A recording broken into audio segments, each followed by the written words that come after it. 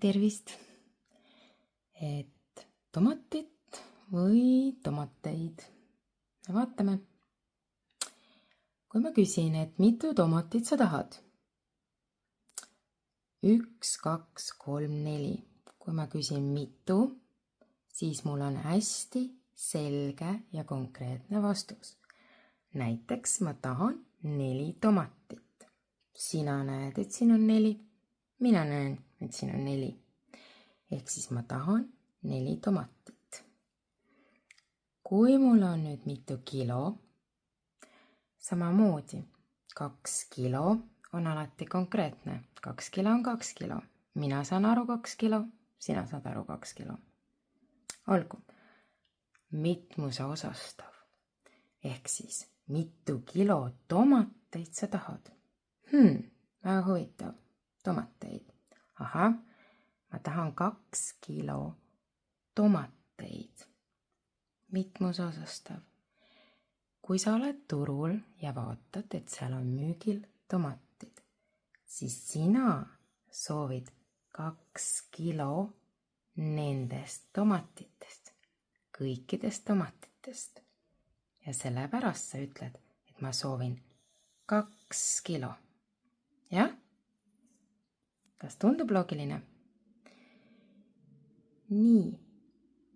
Ja kui ma proovin siis ajada asja veel keerulisemaks ja huvitavamaks. Kui ma räägin sõnast vesi ja küsiksin, et mitu vett sa tahad. Vesi on loendamatu. Mitte nii nagu siin need tomatid, et 4 tomatit. Aga ma saan teda konkretiseerida.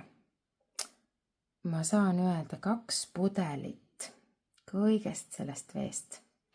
Sina näed 2 pudelit või 2 liitrit, mina näen.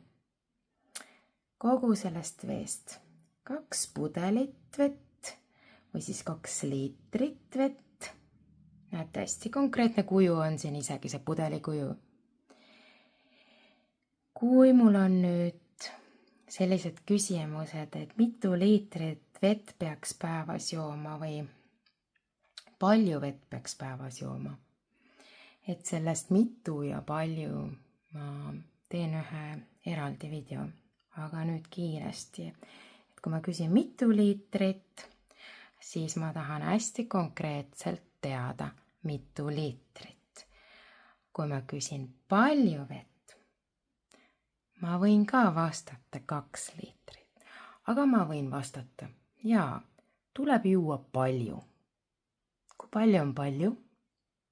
Ei tea, ma võin vastata 2 tassi vett, 2 kruusi vett ja nii edasi.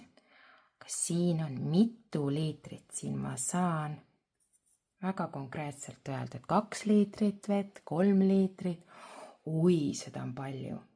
Kui ma ütlen, et palju vett, ma joon palju vett, siis palju võib olla sinu jaoks hoopis vähe. Kas tundub loogiline?